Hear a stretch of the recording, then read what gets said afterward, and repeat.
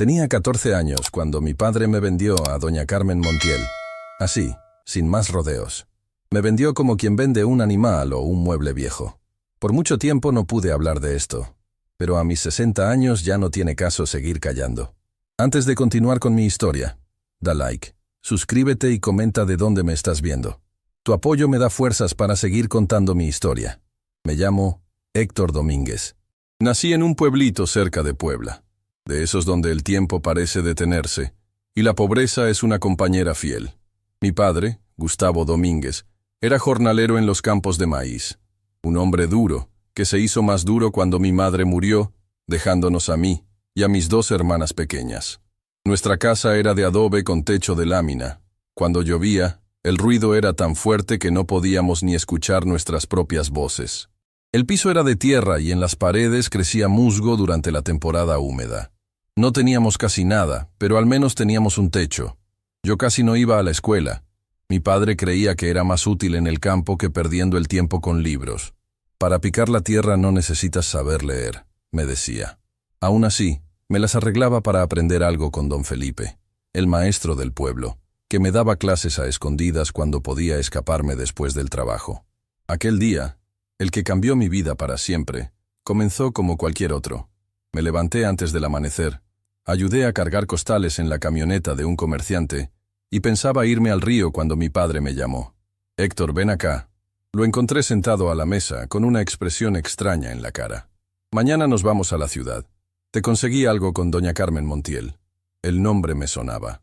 En el pueblo se hablaba de ella.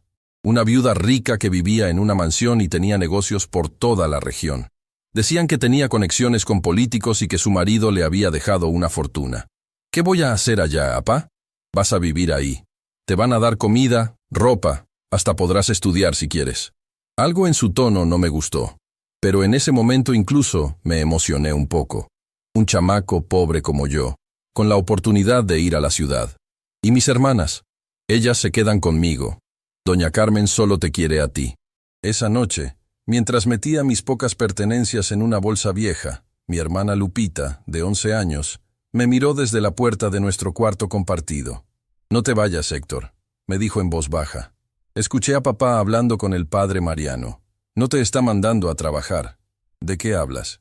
No entendí todo, pero el padre le dijo que era inmoral y que Dios no lo perdonaría. Y papá le contestó que por el dinero que le ofrecían, hasta el diablo haría lo mismo. Intenté calmarla. Le dije que seguramente había entendido mal, que nuestro padre, a pesar de todo, no haría algo que me lastimara.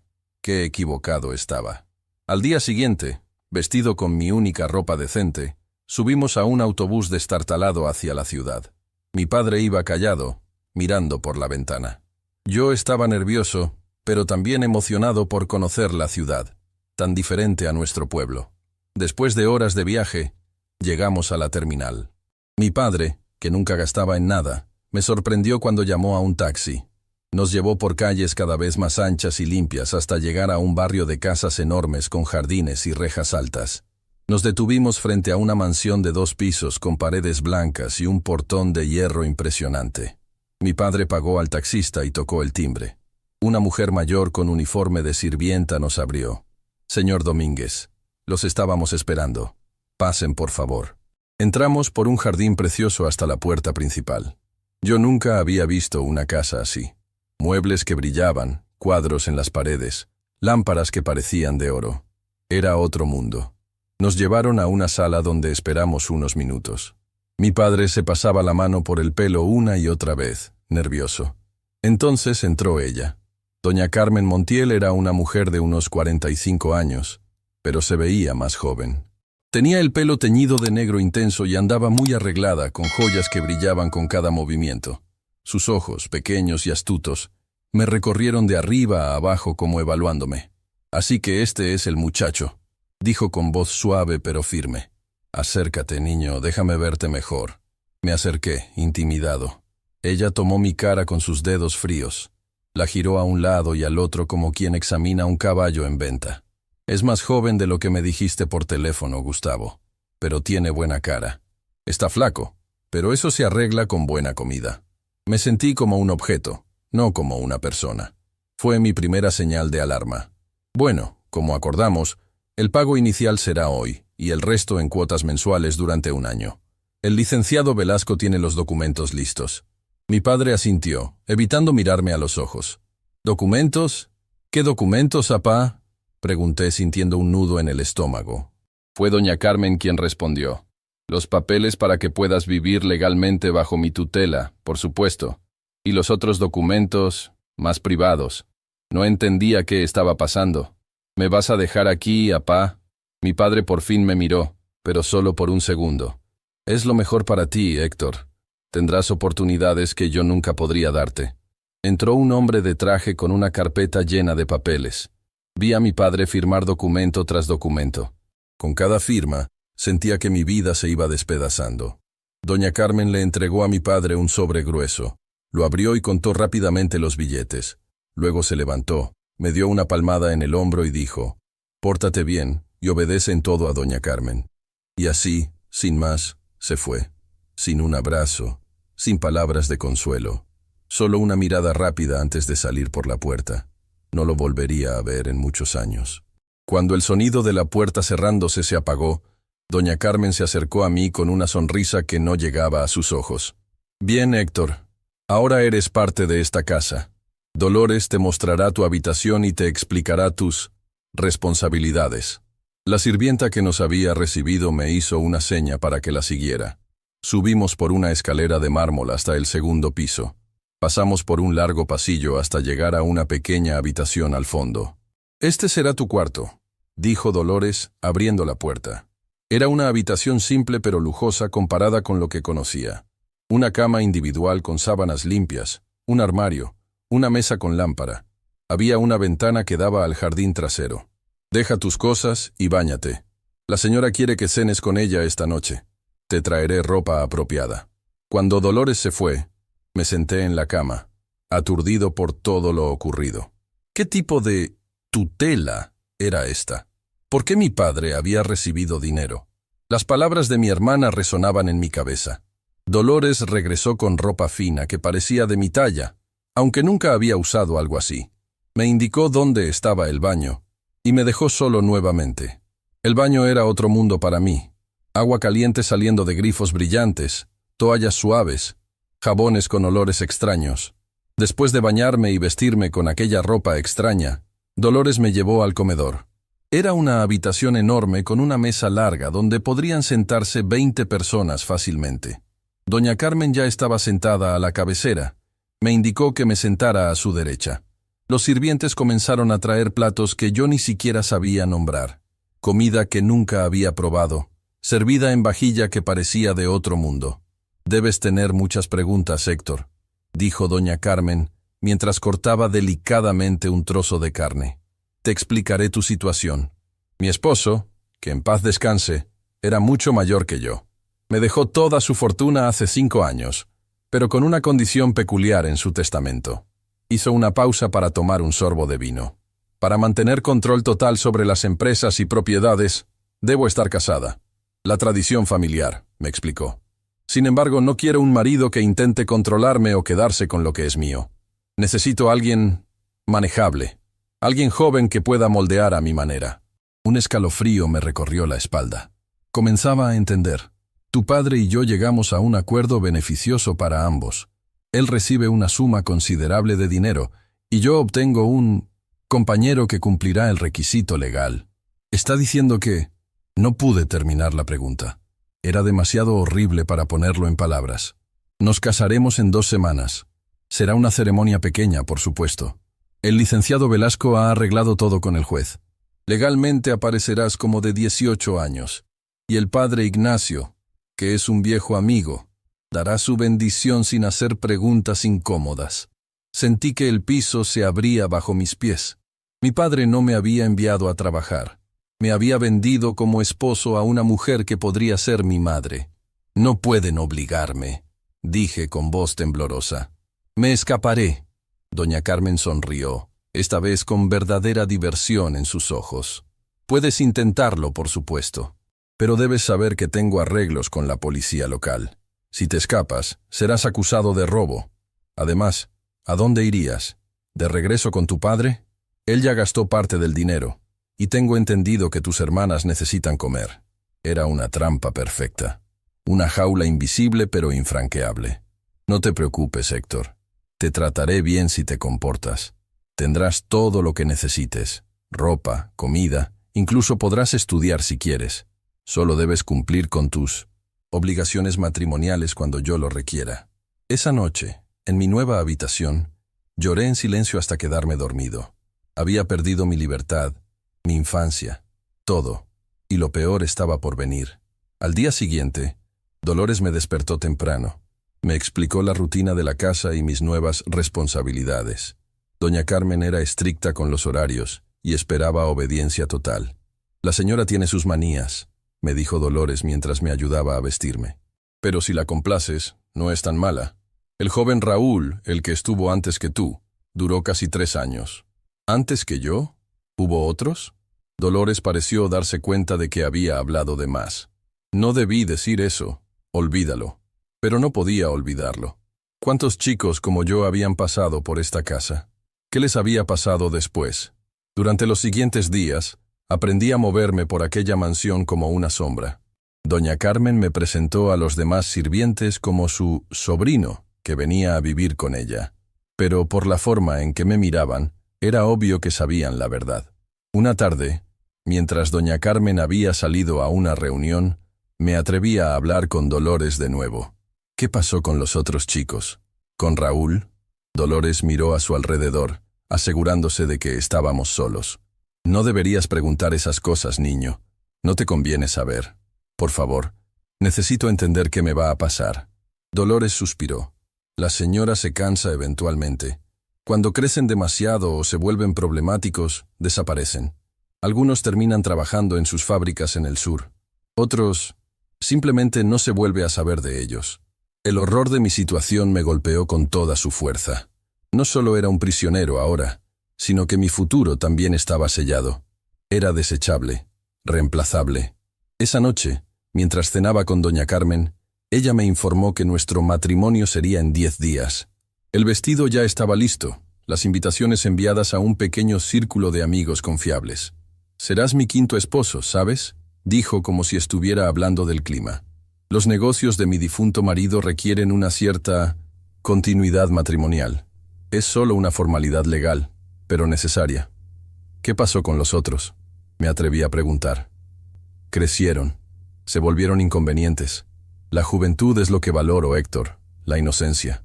Cuando se pierde, es tiempo de hacer cambios. Sus palabras eran como cuchillos. Entendí que mi tiempo en esta casa tendría fecha de caducidad. Era solo cuestión de cuándo me volvería inconveniente también. Esa noche tomé una decisión. No me convertiría en otra víctima de doña Carmen Montiel. De alguna manera, encontraría la forma de escapar.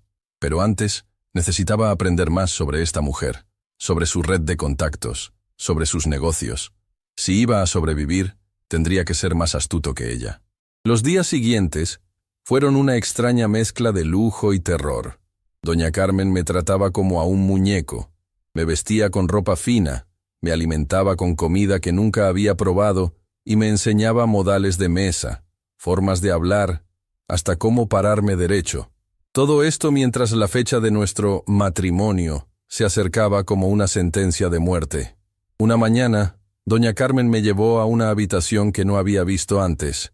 Era su despacho privado, lleno de archiveros, un escritorio grande y una computadora que en aquellos tiempos era un lujo extraordinario. «Necesito que firmes estos documentos», me dijo, señalando una pila de papeles. «Son formalidades legales para nuestro matrimonio». Miré los papeles sin entender nada. Apenas sabía leer y escribir, y esos documentos estaban llenos de palabras que nunca había visto. «¿Qué dicen?», pregunté, sosteniendo la pluma con mano temblorosa. «Nada importante. Solo confirman que eres mayor de edad y das tu consentimiento para el matrimonio. También hay algunos documentos sobre propiedades y herencias, pero eso no te concierne». Sabía que estaba mintiendo. ¿Qué más podía hacer un chamaco de 14 años? Firmé donde me indicó, cada firma sellando un poco más mi destino. «Excelente», dijo cuando terminé. «Ahora necesito que me acompañes a conocer a algunas personas importantes. Debes causar buena impresión». Esa tarde me llevó a un club exclusivo en el centro de la ciudad. Un lugar con hombres de traje y mujeres elegantes que tomaban bebidas caras. Me presentó como su sobrino, que pronto se convertiría en su protegido legal debido a una tragedia familiar. Los amigos de doña Carmen me miraban con una mezcla de curiosidad y algo más oscuro que no supe identificar entonces. Ahora, con los años encima, reconozco esa mirada. Era complicidad. Todos sabían lo que estaba pasando, pero nadie decía nada. Este es el juez Navarro, me presentó doña Carmen a un hombre mayor de aspecto severo. Él oficializará nuestra situación legal la próxima semana. El juez me miró de arriba a abajo y sonrió. Un muchacho afortunado. Doña Carmen es muy generosa con sus protegidos. Sentí náuseas. ¿Cuántas personas estaban involucradas en esta red? ¿Cuántos funcionarios, jueces y autoridades habían sido comprados? De regreso a la mansión, doña Carmen parecía complacida. Te comportaste bien. Es importante que mis amigos te acepten. Algunos de ellos pueden ser problemáticos y sienten que algo no está en orden. Esa noche no pude dormir. Daba vueltas en la cama pensando en mi situación. ¿Cómo podía escapar de una mujer que tenía jueces y policías en su bolsillo? ¿A dónde iría? ¿Quién me creería? A la mañana siguiente, mientras desayunaba solo en el comedor, Dolores se acercó con expresión preocupada. «Ten cuidado, niño», me susurró mientras servía café. «La señora tiene visita esta tarde. El señor Velasco viene con unos documentos importantes». «¿El licenciado? ¿Qué tiene de especial?» «No es solo por los papeles. Él a veces trae regalos para la señora. Regalos como tú». Un escalofrío me recorrió la espalda. ¿Otros niños? Dolores asintió casi imperceptiblemente. «Si puedes, quédate en tu cuarto y finge estar enfermo. No querrás que te compare con la mercancía nueva». Así lo hice. Cuando doña Carmen vino a buscarme, me encontró en cama, fingiendo fiebre. «¿Qué inconveniente?», dijo, claramente molesta. «Tenía planes de presentarte a alguien importante». «Lo siento, me duele mucho la cabeza». Mentí, sudando por el miedo más que por ninguna enfermedad. Me dejó solo, no sin antes advertirme que esperaba mi recuperación para la cena. Esperé unos minutos después de que salió y me acerqué sigilosamente a la puerta. Desde allí, podía escuchar voces que venían del piso de abajo. Con el mayor cuidado, salí de mi habitación y me acerqué a las escaleras. Me asomé lo suficiente para ver sin ser visto. En el salón principal estaban doña Carmen, el licenciado Velasco y un hombre que no conocía, elegantemente vestido. Entre ellos había un niño, más pequeño que yo, tal vez de 12 años. Tenía la misma expresión perdida que yo debí tener días atrás. «El muchacho cumple con todos los requisitos que pediste, Carmen», decía Velasco. «Familia necesitada, sin padre, la madre desesperada por dinero. Nadie lo buscará. Es demasiado pequeño», respondió doña Carmen, evaluando al niño como quien examina ganado. «Y parece enfermizo. Pero es lo que querías, ¿no? Joven, manejable, sin conexiones. Y el precio es excelente». Me quedé helado. Estaba presenciando la misma transacción que mi padre había realizado conmigo. Este niño sería otra víctima si no hacía algo. El hombre desconocido intervino. «Tengo otros 2 candidatos si este no te convence. Niños de buena familia caídos en desgracia, padres muertos en accidentes. Más caros, por supuesto, pero con mejor educación». «Déjame pensarlo», dijo doña Carmen. «Mientras tanto, Héctor me está resultando adecuado. Si se mantiene obediente, tal vez no necesite un reemplazo tan pronto». Sentí una mezcla de alivio y horror. El niño frente a ellos tendría un respiro, pero ¿a costa de qué? ¿De mi sumisión continua? ¿De convertirme en el esposo complaciente que doña Carmen quería? Regresé a mi habitación sin hacer ruido, la cabeza dándome vueltas. Tenía que encontrar una manera de escapar, no solo por mí, sino también por ese niño y por los que vendrían después. Pero necesitaba un plan, algo más que simplemente huir. Esa tarde, cuando doña Carmen vino a ver cómo seguía, fingí sentirme mejor. «Me alegro», dijo con una sonrisa fría. «Mañana tenemos una prueba de tu traje de boda. Y pasado mañana, una cena importante con socios de negocios. Quiero que causes buena impresión. ¿Puedo preguntarle algo?», me atreví a decir. «Por supuesto, querido. ¿Por qué yo? ¿Por qué no buscar un esposo normal? Usted es una mujer hermosa, con dinero. Podría tener a cualquiera». Era una mentira descarada, pero necesitaba entender mejor su motivación. Doña Carmen se sentó en el borde de mi cama. Por un momento, su máscara de frialdad se agrietó ligeramente. Los hombres normales, como tú los llamas, quieren control. Quieren mi dinero, mis propiedades, mi poder. Mi difunto esposo era 40 años mayor que yo. Me casé con él a los 16, vendida por mi tía después de quedar huérfana. Me sorprendió esta revelación. ¿Ella también había sido víctima? Pasé años soportando a un viejo que me trataba como un objeto. Cuando murió, juré que nunca más un hombre tendría poder sobre mí. Los chicos como tú son perfectos. Jóvenes, maleables, agradecidos por las comodidades que les doy. Y cuando crecen y empiezan a tener ideas propias, dejó la frase sin terminar, pero el mensaje era claro. ¿Qué les pasa a los otros cuando crecen?, pregunté, temblando por dentro. Su sonrisa volvió, más fría que nunca.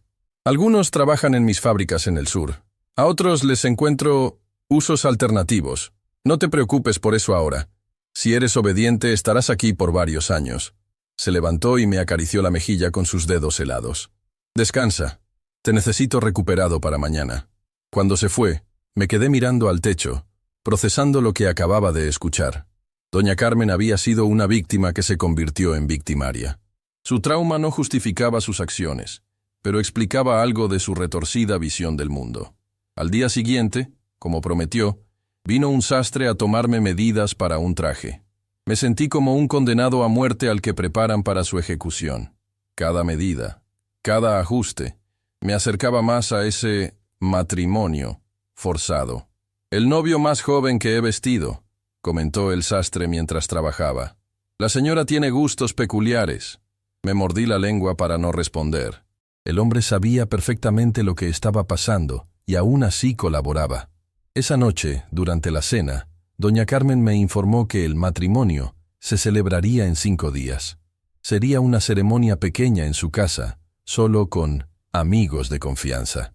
El juez Navarro oficiaría y el padre Ignacio daría una bendición discreta. ¿Y si me niego?, pregunté, encontrando un valor que no sabía que tenía. Doña Carmen dejó su copa de vino con calma estudiada. Eso sería muy desafortunado, Héctor. Tengo entendido que tu padre ya gastó buena parte del dinero que le di. Si rompes nuestro acuerdo, tendría que exigir la devolución inmediata. Y dado que no puede pagar, ¿qué pasaría? Tengo contactos en la fiscalía. Podrían encontrar evidencia de que tu padre está involucrado en actividades ilícitas. Contrabando, tal vez. O algo peor. Pasaría muchos años en prisión. Y tus hermanas... Bueno, el Estado no es el mejor lugar para niñas pequeñas, ¿verdad? Era un chantaje perfecto. Mi padre merecía la cárcel por venderme, pero mis hermanas no tenían culpa de nada. No quiero que mis hermanas sufran, dije finalmente. Entonces, serás un buen esposo, ¿verdad? Su sonrisa era la de un depredador que sabe que tiene acorralada a su presa. Los siguientes días pasaron como en una pesadilla. Pruebas de ropa, ensayos de la ceremonia, instrucciones sobre cómo comportarme. Me movía como un autómata, buscando desesperadamente una salida que no podía encontrar. Una tarde, mientras doña Carmen había salido a una reunión, me encontré a Dolores limpiando el despacho privado. La puerta estaba abierta, algo inusual. «La señora olvidó cerrar», dijo Dolores, notando mi mirada. «Estoy aprovechando para limpiar a fondo. ¿Puedo ayudarte?», pregunté, viendo una oportunidad. Dolores dudó un momento. «Está bien, pero no toques nada importante». Entré al despacho y fingí ayudar con la limpieza mientras observaba disimuladamente los documentos sobre el escritorio. Había papeles legales, estados de cuenta, fotografías. Mis ojos se detuvieron en una carpeta con mi nombre. Cuando Dolores salió un momento a buscar más productos de limpieza, me apresuré a abrir la carpeta.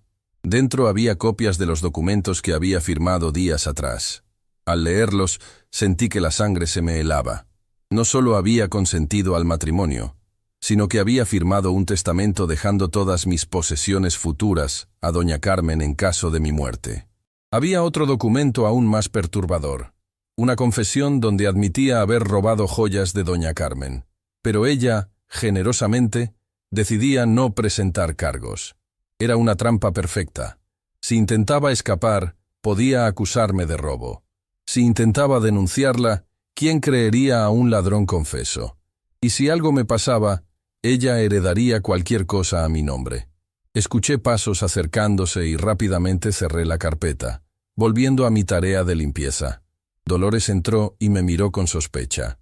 «Ya terminamos aquí. Vete a tu cuarto antes de que regrese la señora». Esa noche no pude dormir. Daba vueltas en la cama repasando mis opciones. No podía quedarme y convertirme en el esposo de esa mujer. No podía escapar sin pruebas de lo que estaba pasando. Y no podía permitir que mis hermanas sufrieran las consecuencias. Necesitaba ayuda externa, alguien que pudiera creerme y tener el poder para enfrentarse a doña Carmen. Pero, ¿quién? Todos sus amigos estaban comprados. La policía local estaba en su nómina. Los jueces le debían favores.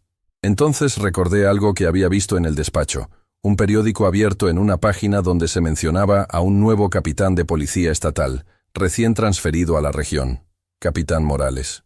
Un hombre, según el artículo, con reputación de incorruptible y decidido a limpiar la corrupción local. Era una posibilidad remota, pero la única que tenía. Si pudiera contactar a este capitán Morales, si pudiera mostrarle pruebas de lo que doña Carmen estaba haciendo, pero necesitaba esas pruebas, y necesitaba encontrar la manera de salir de la mansión sin ser detectado. Al día siguiente, durante el desayuno, doña Carmen me informó que saldría todo el día. Tenía reuniones importantes relacionadas con sus negocios y no regresaría hasta la noche. «Quiero que estés preparado para la cena», me dijo. «Vendrá el padre Ignacio a discutir los últimos detalles de nuestra ceremonia». Cuando se fue, esperé un tiempo prudente y luego busqué a Dolores. La encontré en la cocina, preparando la comida del día. «Dolores, necesito tu ayuda», le dije en voz baja. «No puedo ayudarte a escapar, niño. Ya te lo dije. Nos encontrarían y las consecuencias serían terribles. No es eso. Necesito usar un teléfono. Solo una llamada». Dolores me miró con desconfianza. «¿A quién quieres llamar?» «A mis hermanos».